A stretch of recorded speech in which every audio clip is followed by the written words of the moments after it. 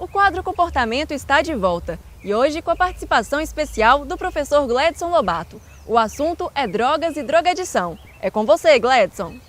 Olá, Larissa. Nós estamos aqui de novo com o quadro Comportamento para, dentro dessa ideia do Unipan de prestar serviço à nossa comunidade, discutir um tema que tem preocupado muito as famílias, as pessoas e com repercussões em vários âmbitos da nossa comunidade, da nossa sociedade, que é a dependência química.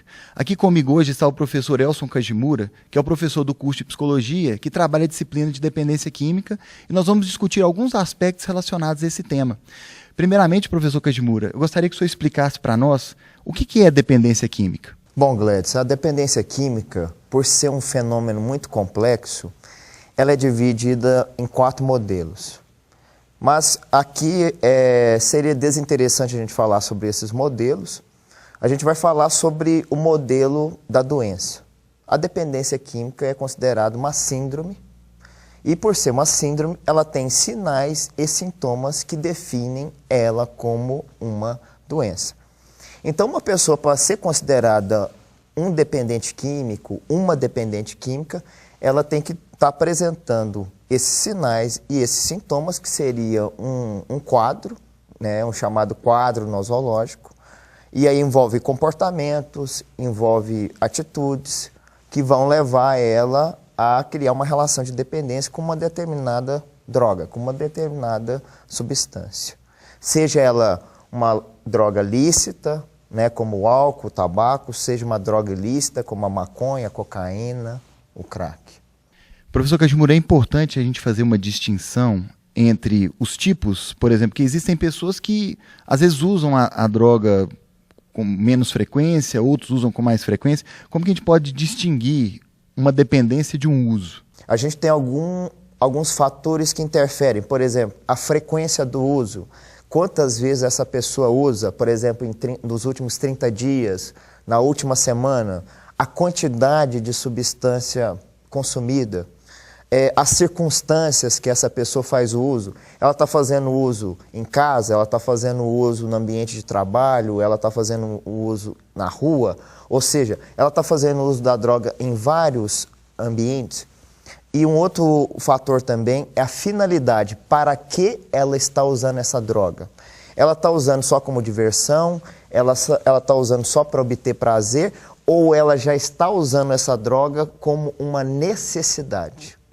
Hoje em dia tem tido muito a apresentação da droga na mídia, em vários campos, né, nas novelas, nos filmes, e sempre mostrando situações muito extremas, que acabam trazendo, além da atenção que as pessoas devem ter, até um temor sobre as drogas. Mas qual que é, professor Kajimura, o impacto de algumas delas para o ser humano? Vamos pegar, por exemplo, o crack. O crack, do ponto de vista de quem usa, é uma droga de alto poder de gerar dependência. Então, se a gente pensar em termos preventivos, o que eu oriento? Que as pessoas nunca, a palavra nunca é cabível aqui, nunca experimentem o crack. Porque é uma droga que vai gerar um prazer intenso e a duração desse efeito vai ser curto.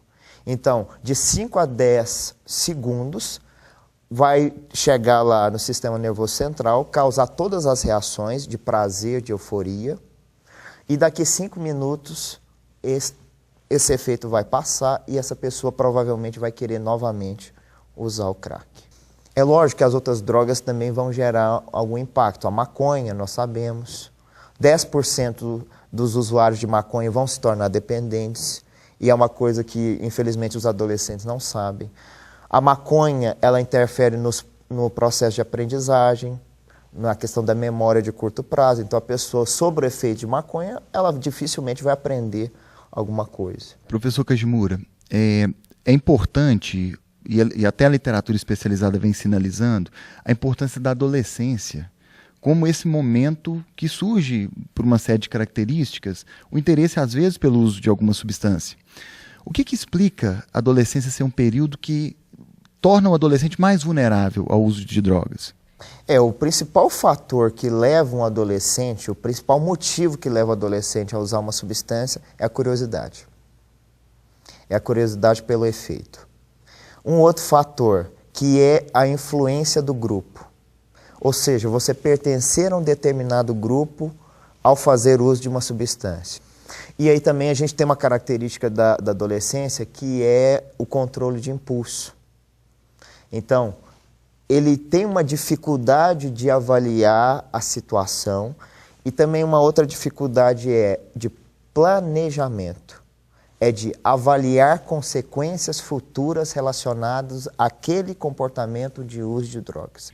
Então a gente vê na prática que quando o problema está instalado, acaba sendo, é claro que a gente tem as alternativas de tratamento, mas a gente pensando agora na prevenção. O que o senhor poderia dizer, por exemplo, para as famílias sobre prevenção? Como que os familiares, os pais, os cuidadores podem auxiliar os seus filhos, por exemplo, a prevenir o uso que seja um uso nocivo, um uso abusivo ou até uma dependência de drogas? É função dos pais chamar esse adolescente, conversar, dialogar, trocar informações. E um outro fator importantíssimo, além de dar informações sobre drogas, é mostrar para o adolescente que temos outras fontes de prazer. Nós podemos ter satisfação, nós podemos ter gratificação na nossa vida de outra maneira. E não tem uma gratificação mais importante do que a atenção que esses pais dão aos adolescentes. A melhor coisa, ofereça alternativas para o seu filho. Ó filho, você pode jogar uma bola. Ó filho, você pode ter uma namorada. Ó filho, você pode ter uma carreira a partir do momento que você se dedica aos estudos. E isso vai distanciar o adolescente do uso de drogas. Ele pode experimentar uma substância? Pode. É comum. É até esperado. Alguns autores na literatura falam, é esperado dentro do desenvolvimento normal do adolescente que ele use uma droga. Ele experimente uma substância. Mas a possibilidade de desenvolver problema diminui a partir que essa relação com os pais se torne mais próxima. E a partir do momento que os pais ofereçam outras alternativas, via esporte, via cultura, via religião, via amigos, via relacionamentos afetivos amorosos. Então a gente indo também para outra ponta, pensando já no problema estabelecido. Qual que seria então o tratamento mais indicado? É claro que, dependendo da substância, vai ter uma variabilidade das formas de tratamento. Mas, em termos gerais, qual que seria o tratamento e como que as pessoas que têm sofrido ou atualmente sofrendo com algum problema relacionado à dependência química, o que elas podem buscar? O que elas podem procurar?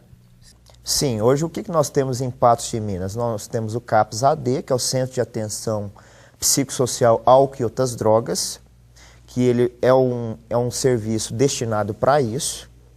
Hoje aqui na Clínica de Psicologia do Unipan nós temos serviços dependendo da gravidade do caso, né?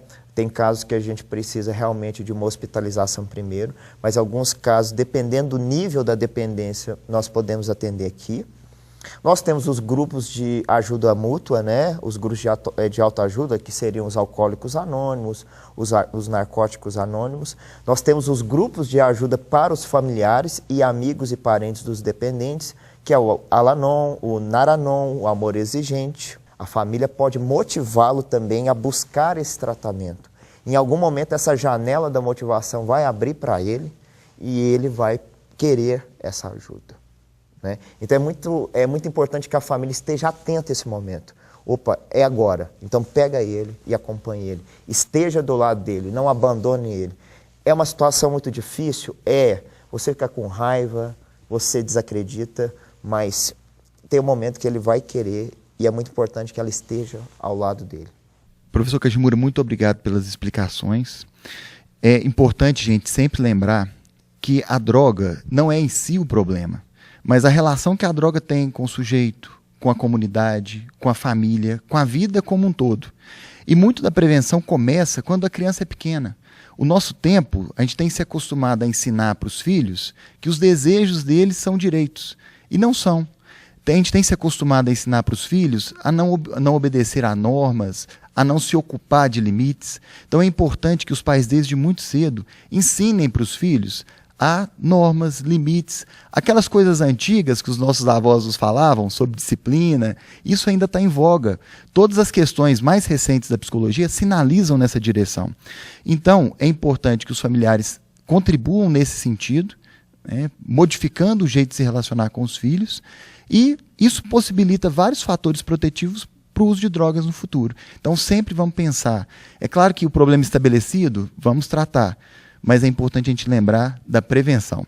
Muito obrigado e até uma próxima vez.